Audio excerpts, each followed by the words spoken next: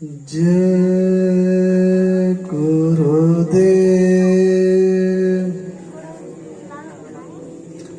जय गुरुदेव नाम किसका, प्रभु का पावन नाम। बाबा जी का कहना है शाकाहारी रहना है, शाकाहारी हो जाओगे, बीमारियों से बच जाओगे। क्या खाने से हुए खराब, चली मांस शराब, क्या खाने से होगी भलाई। सब्जी दूध मलाई, हाथ जोड़ कर विनय हमारी, हो जाए सब शाकाहारी। बाबा जी की अर्जी है, आगे आपकी मर्जी है। जय गुरुदेव। जय गुरुदेव। शब्द स्वरूप में सर्वत्र विराजमान परम संत बाबा जय गुरुदेव जी महाराज, परम बाबा जय गुरुदेव जी महाराज के उत्तराधिकारी यानी आज के बगिया के रखवाले श्रद्धे पूज महाराज के चरणों में कोटि कोटि नमन प्रणाम करते हुए यहाँ उपस्थित सभी सत्संगी धर्म प्रेमी भाई बहनों को सादर जय गुरुदेव।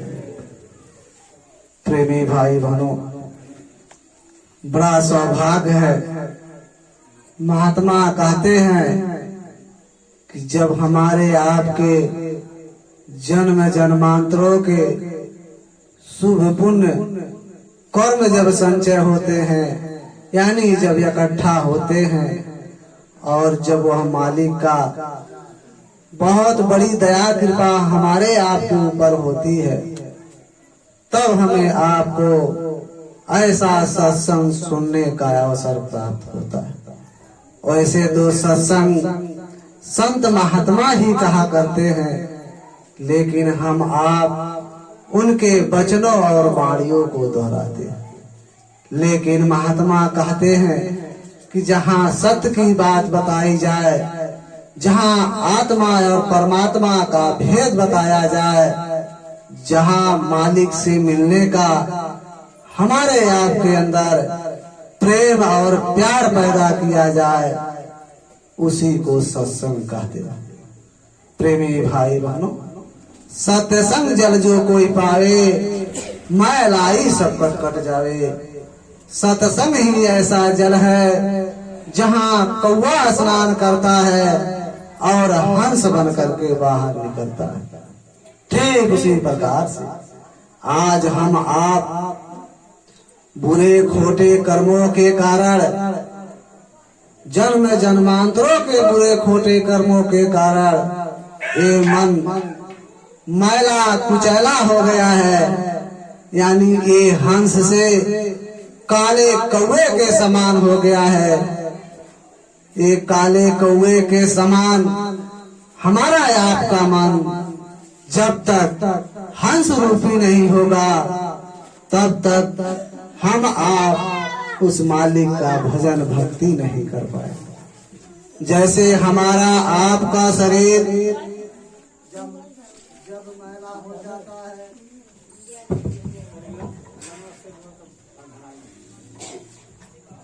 जब मैला हो जाता है तो हम आप ये बाहर जल का प्रयोग करते हैं और ये बाहरी जल का प्रयोग करके अपने शरीर का सफाई कर लेते हैं। लेकिन जहाँ मन बैठा हुआ है, जहाँ हमारी आपकी ये जीवात्मा बैठा हुआ है, वहाँ तो ये बाहरी जल जा ही नहीं सकता, तो उसकी सफाई कैसे होगी। लेकिन उसकी सफाई करने के लिए संतों महात्माओं ने यही सत्संग रूपी जल का बहाना बनाया। जब हम आप अपने मन को सत्संग रूपी जल में स्नान कराएंगे, नहलाएंगे, धुलाएंगे, तब यही मन निर्मल और स्वच्छ हो जाएगा। तब हमारा आपका मन उस मालिक के भजन भक्ति के तरफ लग जाएगा। प्रेमी भाई बहनों, संतों महात्माओं के सत्संग से बहुत बड़ा लाभ होता है, लेकिन लाभ कब होगा, फायदा कब होगा, जब हम आप अपने अंदर वो भाव रख करके बैठेंगे, प्रेम रख करके बैठेंगे कि हम सत्संग को सुनेंगे, उस पर अमल और विचार करेंगे, ताकि हमारा जीवन ये मानव तन जिस मकसद के लिए मिला हुआ है ये सफल हो जाए। कैसे प्रेमी भाई बहनों, कैसे लाभ होता है। महात्मा एक सुनाते हैं कि एक महात्मा जी थे, एक नगर में जहाँ उनकी कुटिया रहती थी, वो रोज सुबह शाम 1 घंटा 2 घंटा सत्संग सुनाते थे। लोग जाते थे, सत्संग सुन करके आते थे, फिर सुबह शाम यही दिनचर्या चलती रहती थी। लेकिन उसी गांव के बगल में एक सेठ जी रहा करते थे। सेठ जी सुने कि भाई एक महात्मा जी आए हैं, वो सत्संग में क्या सुनाते हैं, लोगों के अंदर क्या भर देते हैं कि लोग इतना ज्यादा वहाँ जा रहे हैं, हम भी चलते हैं, देखें महात्मा क्या सुनाते हैं, उनकी जज्बा क्या है, वो कैसा व्यापार करते हैं। क्योंकि सेठ जी थे, उनका व्यापार चलता था दुनिया में, तो वही वो सोच रखते थे कि भाई महात्मा जी व्यापार करते होंगे, लोगों को बुलाते होंगे, सेवा सुनते होंगे, चलो देखा जाए इनका व्यापार कैसा है। उनका सोच वही था। वो गए, सुबह के टाइम गए सत्संग में बैठ गए। जब सत्संग में बैठे, सबसे पीछे बैठे और सबसे पीछे बैठ करके सत्संग सुनने लगे। और उनके मन में वही रखा था कि बाबा जी की जलवा कैसी चलती है, इनका आमदनी कैसे होता है, वही वो ढूंढ रहे थे। बाकी लोग तो सत्संग सुन रहे थे, अपने अंदर की खराबियां निकाल रहे थे और उस मालिक से मिलने के लिए अपने अंदर प्रेम और प्यार पैदा करते थे। लेकिन सेठ जी वो व्यापार पैदा करते थे कि भाई देखो इनका कैसा व्यापार चलता है। सत्संग खत्म हुआ, जब लोग दर्शन करके चलने लगे, सेठ जी पीछे बैठे थे। तब तक महात्मा जी बोल बैठे, अरे सेठ जी आप क्यों पीछे बैठे हो, आओ आओ मेरे पास आओ, क्या लेकर के आए हो मन में, आओ इधर। अब इतनी बात सेठ जी की जब महात्मा जी बोले, जब उन्होंने सुना, कहा अरे भाई मन में हमने क्या लेकर के बैठा है, इनको कैसे पता चल गया। थोड़ा सा झटका लगा, फिर सोचे ठीक है देखा जाए व्यापार इनका। आए महात्मा जी के पास बैठ गए। महात्मा जी बोले, अरे सेठ जी तुम आए हो व्यापार देखने के, सत्संग सुनने के। अरे सत्संग से जो लाभ होता है देखना चाहते हो। कह रही भाई ये क्या कहना चाह रहे हैं, आप देखना चाहते हो सत्संग से क्या लाभ होता है। सेठ जी बोले चलो इनका परीक्षा ले लिया जाए। कहे हाँ हाँ मैं देखना चाहता हूँ। कहे ठीक है, देखना चाहते हो तो मैं जो कहता हूँ करूँ। कहे बोलो। अब सेठ जी के अंदर वही था कि भाई चलो देखा जाए क्या कहना चाह रहे हैं। महात्मा जी बोले कि उत्तर की तरफ जो पहाड़ है, पहाड़ के थोड़ा ऊपर जाओगे, वहाँ ऐसे समतल और बराबर जगह आपको मिलेगा, वहाँ जाना और देखना वहाँ क्या क्या हो रहा। सेठ जी बोले ठीक है चलो आज समय इनके लिए निकाल लिया जाए। सेठ जी उनके कहने पर चले। महात्मा जी केवल इतने कहे कि जाना वहाँ देखना क्या होगा। सेठ जी गए, पहाड़ के ऊपर चढ़ते चढ़ते और गए, वो जो समतल जगह बराबर देखे तो सेठ जी को लगा कि यही जगह है महात्मा जी बताए थे। सेठ जी देखे सब साना सन पड़ा था, कोई आदमी नहीं था, सुनसान एकदम वो जगह था। तो सेठ जी सोचे महात्मा जी है क्या करने के लिए भेजे हैं जब आदमी ही नहीं है, कोई है ही नहीं। थोड़े दिन विचार किए, थोड़े समय, तब तक उसी जंगल के अंदर से 4 लोग झाड़ू लेकर के निकले और आकर के उसी मैदान जो समतल जगह था उसको बहारना शुरू कर। किसी से बोलना चालना नहीं, केवल अपने काम में लगे। जब वो झाड़ू लगा दिए और झाड़ू लगा कर वो 4 लोग फिर जंगल में चले गए। सेठ जी बोले, अरे 4 आए झाड़ू लगाकर अंदर चले गए, फिर कोई पता लता नहीं। फिर थोड़े समय बाद बस वो चटाई जो तिरपाल था उस समय की वो लेकर के 4 लोग निकले और आए फटाफट सत्संग स्थल बना दिए। जो स्टेज बनाने के लिए आए थे वो स्टेज बनाना शुरू कर दिए, अब बाकी जो थे वो जमीन पे बिस्तर लगाना शुरू कर दिए। सेठ जी देखते रहे, वो लगा करके वो बेचारे चले गए। कहे, अरे तो बड़ा अचंभा की बात है। फिर थोड़े समय बाद उसी जंगल से जैसे आज हम आप लोग इतना इकट्ठा हुए हैं वैसे आस्ता आस्ता निकलना शुरू कर दिया और आकर के उसी जगह पर बैठ गए। तब तक थोड़े ही देर बाद महात्मा चले और आए और मंच लगा करके बैठ गए, सत्संग सुना रहे। फिर सेठ जी सोचे कि भाई ये भी महात्मा है कोई, ये भी यहाँ व्यापार चला रहा। फिर उनके ध्यान में वही था और पीछे बैठ करके चुपचाप केवल वही देख रहे थे। सत्संग चला 1 घंटा 1.5 घंटा और सत्संग खत्म हुआ। लोग प्रसाद लिए और उसके बाद दर्शन किए, फिर लोग जंगल में चले। बाकी जो स्टेज वाले थे, जो बिस्तर वाले थे, वो बेचारे समेटे, जो जिसका ड्यूटी था वो जंगल की तरफ चले।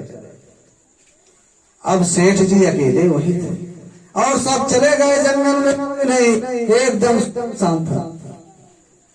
तब तक थोड़े ही देर बाद एक आदमी जंगल से दौड़ते हुए आया। इतना काला था कि कहने में देखते तो लोग डर जाते। वो हफ्सा आया, उसके बाद उसी जो समतल जगह था, अब तो महात्मा जी चले गए थे, वहाँ कुछ नहीं था, लेकिन जो समतल जगह पे जहाँ सत्संग हुआ था वो आया, बेचारा लौटने लगा। इधर से लौटते लौटते उधर जाता था जहाँ लोग बैठे थे, इधर जहाँ महात्मा सत्संग सुनाते थे वहाँ लौटते लौटते जाते। अब यही काम वो करना शुरू कर दिया। सेठ जी ने सोचे, अरे भाई ये कैसा विचार इसका, ये आया इधर से लौटा उधर से लौटा, केवल लौट रहा है। लेकिन सेठ जी को एक ख्याल पड़ा कि जितना वो लौटता था वो आदमी काले से गोरा होता जा रहा था, उसके अंदर सफेदी आ रही थी, गोरा होता जा रहा। सेठ जी सोचे, अरे भाई ये तो एकदम काला था लेकिन ये गोरा होता चला जा रहा है, ऐसा कौन सी बात है। और जब लौटते लौटते एकदम गोरा हो गया, अच्छा स्वरूप उसका हो गया, तो सेठ जी को नहीं रह गया, क्योंकि अचंभा उनको हो गया। सेठ जी बोले कि अरे भाई मैं एक बात पूछना चाहता हूँ आपसे। क्या? पूछिए पूछिए, क्या पूछा? क्या मैं यही पूछना चाहता था कि आप आए इतने काले थे और लौटते लौटते गोरे हो गए, बात क्या? क्या देखो मैं इतना अपराधी था, मेरे ऊपर इतना पाप था कि पापों के कारण मैं गोरे से काला हो गया।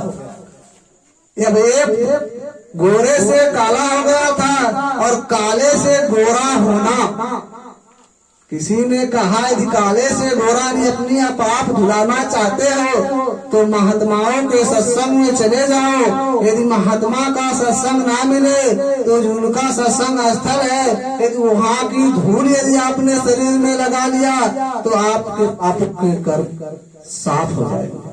इसी सोच में वहाँ से चला, लेकिन महात्मा जी का सत्संग नहीं मिला, लेट हो गया। लेकिन ये भी सुने थे कि सत्संग स्थल लौटने पर अंदर की मैल और जो बुरे खोटे कर्मों की मैल है वो साफ हो जाएगा। मैंने विश्वास करके चला और विश्वास करके आया और सत्संग स्थल पे लौटने लगा, इसीलिए मैं गोरे से काला।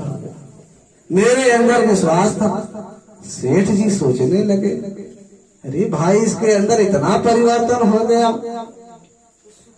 और उनको चोट लगा कि भाई इसके अंदर परिवर्तन हुआ, लेकिन मैं व्यापार अभी रखा हुआ हूँ अपने अंदर कि महात्मा जी की व्यापार कैसे। सेठ जी को चोट लगा, वहाँ चुपके से चले आए महात्मा जी के पास। महात्मा जी के पास जब पहुँचे तब महात्मा जी बोले, अरे सेठ जी आपने क्या देखा?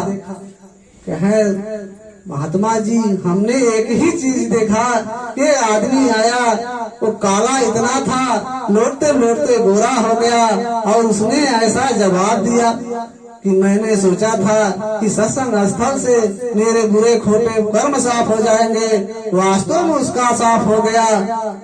तब महात्मा जी बोले कि देखो सेठ जी, तुम भी सत्संग सुनने आए थे, लेकिन तुम्हारे अंदर वो भाव नहीं था। तुम तो व्यापार की मामला लेकर के आए थे। आपके अंदर यदि भाव होता और रहा होता कि मुझे भी अपने कर्मों का मैल धुलाना है, मुझे मालिक के पास जाना है, तो आपका परिवर्तन यही हो गया होता। तब सेठ जी सोचे, सच्ची बात है, हमने वही सोच करके आया था, हमारे अंदर जो भाव था वही हमको मिलेगा। तब सेठ जी चरणों में पड़े, कहे, अरे प्रभु जी मुझे बचा लो, मेरे अंदर जो कुभाव था, सच्ची बात है, जो जैसा भाव लेकर के आता है उसको वैसा ही वहां से मिलता।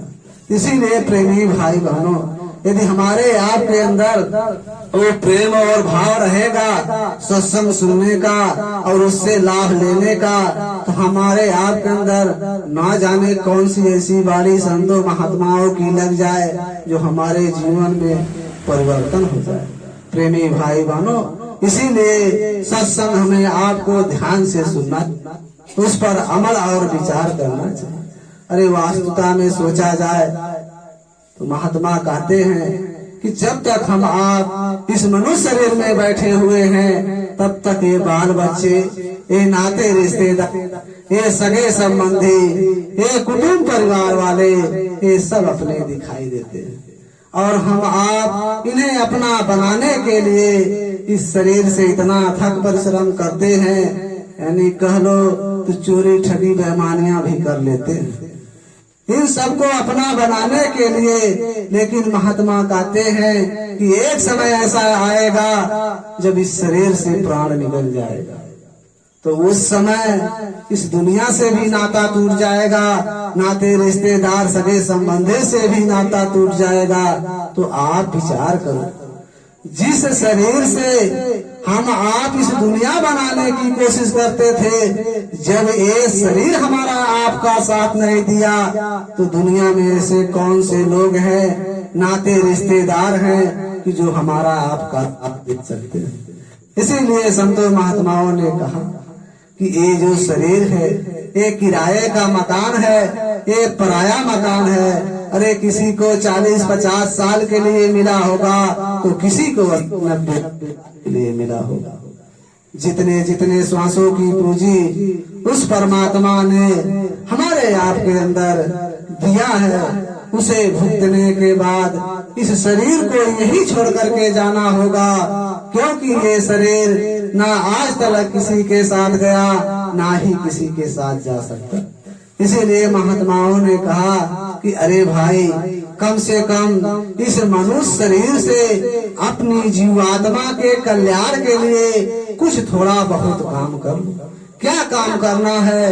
अरे ना इस शरीर को इतना दुख देना है ताकि हम आप इस मनुष्य शरीर में बैठ करके उस मालिक का भजन भक्ति ना कर सके, ना इतना सुख देना है इस शरीर को कि ताकि हमारा आपका ख्याल उस परमात्मा के तरफ।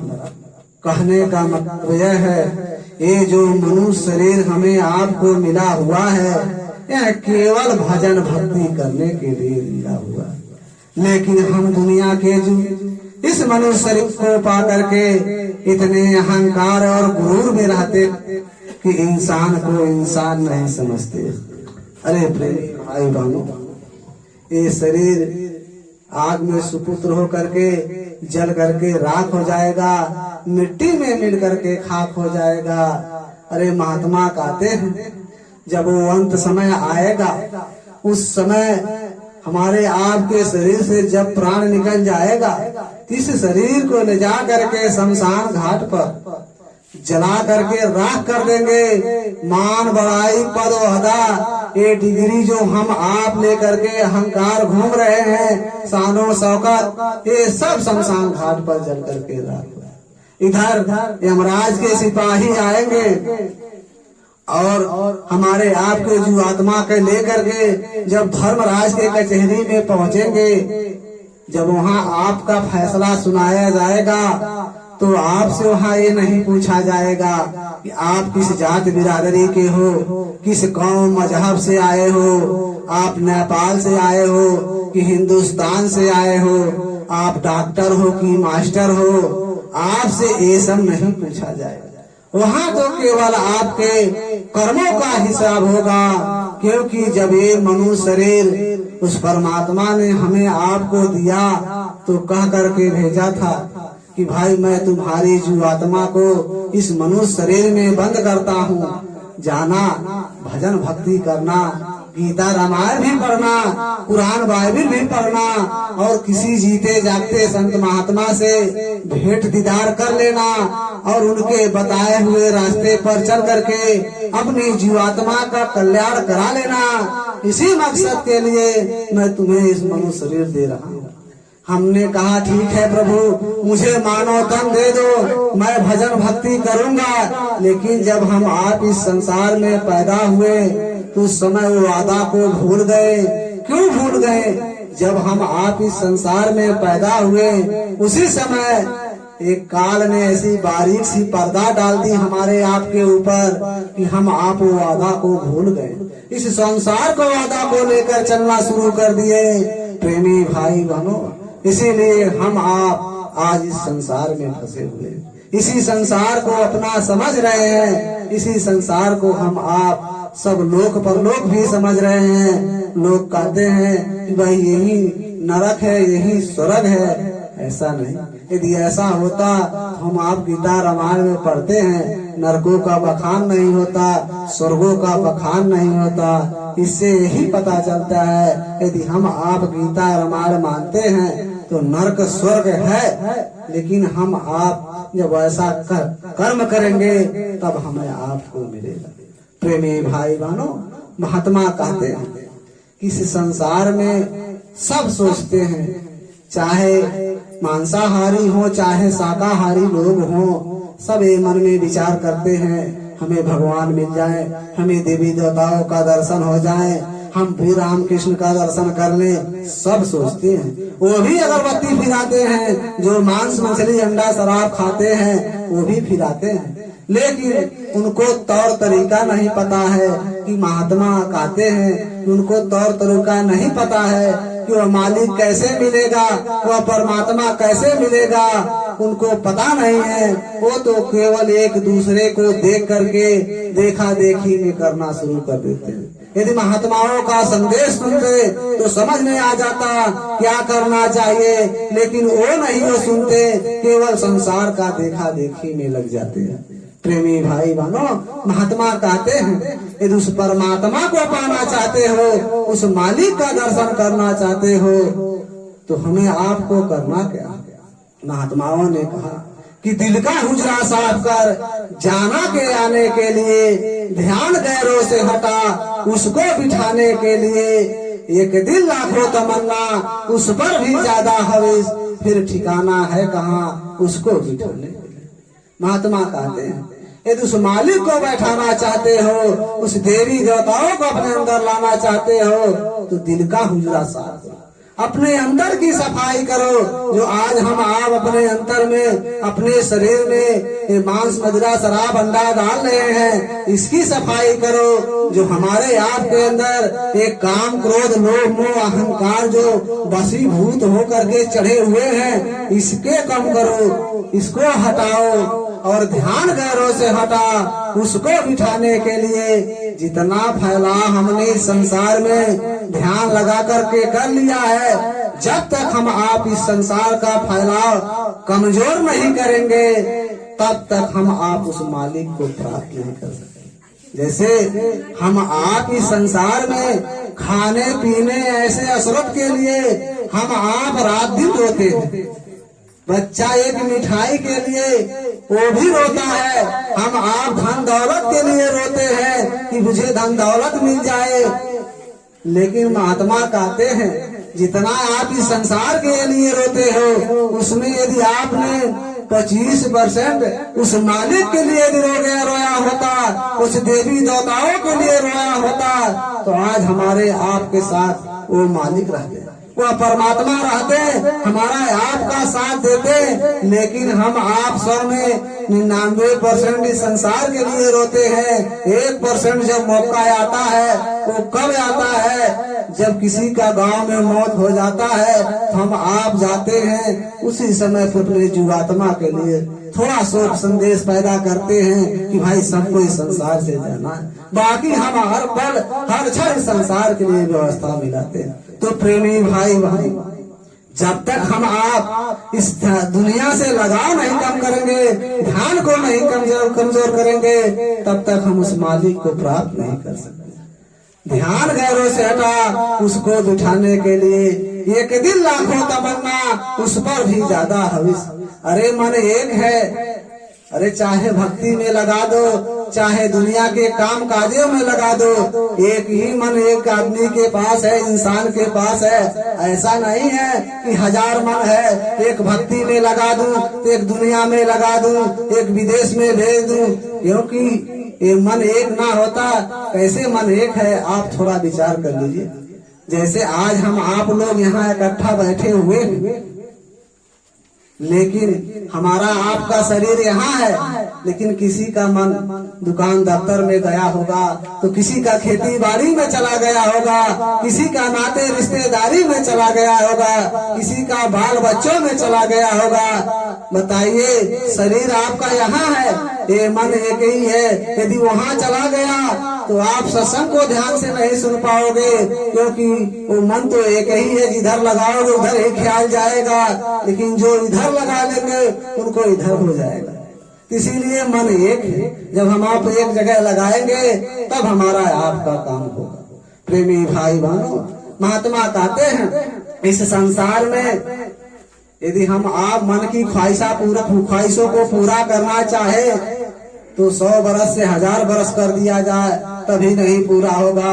मरते दम तक हम आप रोएंगे, चिल्लाएंगे, हे प्रभु मेरे प्राण को बचा लो, मुझे मरने मत दो। ये नहीं कहेंगे कि आज खुशी है मुझे शरीर छोड़ने दो, मैं जाऊंगा यहाँ से, ये नहीं कहोगे, क्योंकि मन की बहुत ख्वाहिशें हैं। तो प्रेमी भाई बहनों, आज इस संसार में दुखी क्यों है? दुखी होने का कारण हम आप मनमुखी हैं। मन के कहने पर चलने के कारण आज हम आप इस संसार में दुखी हैं। सुखी कौन है? जो गुरुमुखी है, जो गुरुओं को कहने पर चलता है, उनके बताए हुए आदेश पर चलता है, वही सुखी है। दुखी क्यों है? ये मन जिससे लगाव करता है उसी से प्रेम कर बैठता है, और जिससे प्रेम कर बैठता है उसी मोह ममता प्रेम के कारण वो इंसान दुखी रहता है। कैसे? जैसे यदि अपना लड़का बीमार हो जाए तो रात भर मन घबराएगा, और पड़ोसियों में बाहर चाहे भूकंप और भूचाल आ जाए, कितने के बच्चे दब करके मर जाए, तो मन में रत्ती भर फर्क नहीं पड़ता। ये मन कहता है कोई और मरा होगा।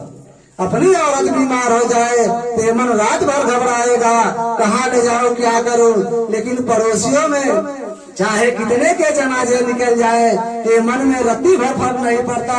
ये मन कहता है ठीक है सुबह देख लिया जाए, आज शाम को सो लिया जाए, क्योंकि उसको फर्क नहीं पड़ता, क्योंकि उसका लगाव कम है। लेकिन मन का लगाव यदि बेटी के और बेटा के साथ है, और बेटी कहीं और अपने घर गई है, बेटा विदेश गया है, यदि कुछ उसको हो गया, यदि आपने संदेशा पा गया तो आप रात भर नहीं सोएंगे। लेकिन पड़ोसियों में पराए जिससे उसका मोह ममता नहीं है मन का, वो बगल में ही चला जाए तो मन आराम से कहेगा सो जाओ, सुबह हो जाएगा।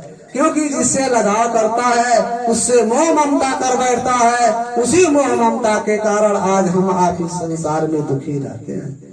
लेकिन महात्मा कहते हैं यहाँ न कोई अपना है ना ही कोई पराया है। जैसे ही के स्टेज पर सभी कलाकार आकर के अपना अपना पाठ अदा करते हैं, ठीक उसी प्रकार से ये दुनिया बहुत बड़ी स्टेज है। कोई पति का पाठ अदा कर रहा है, कोई पत्नी का पाठ अदा कर रहा है, कोई बाल बच्चों का किरदार निभा रहा है। हम आप पाठ अदा करते करते ये भूल जाते हैं कि ये कर्मों का लेन देन है। जहाँ कर्मों का लेन देन पूरा होगा वह समय बेटा का पहले पूरा होगा तो बाप के सामने बेटा चला जाएगा।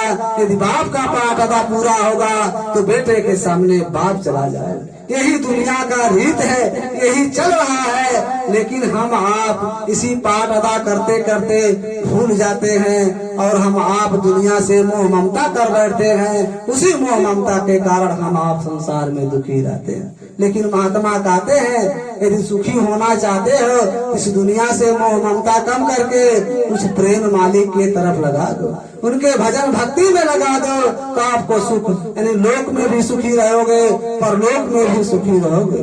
तो हम यही कहना चाहेंगे आप सब जो महात्माओं ने नाम धन दिया है उसकी कमाई करो। जिन लोगों ने महात्मा से नाम धन नहीं पाया है महात्मा की तलाश करके और उनके बताए हुए रास्ते पर चल करके अपनी जीवात्मा का कल्याण करा ले। आगे हमारे वक्ता जी बताएंगे संदेश, आप लोग सुनकर के जाइएगा। तो हम यही कहना चाहेंगे प्रेमी भाई बहनों, आप सब महात्मा की तलाश कर लेना। अब यही कहते हुए हम अपने वाणी को विराम करेंगे क्योंकि समय ज्यादा नहीं है और लोग आएंगे कहेंगे संदेशों को सुनना, जो अच्छा रहेगा वो रख लेना, जो आपको अच्छा नहीं रहेगा यही छोड़ करके चला जाना। प्रेमी भाई बहनों, यदि हमारे कहने में जो कुछ गलती हुआ होगा तो एक छोटा सा बच्चा समझ करके माफ कर दीजिएगा। बोलो जय गुरुदेव।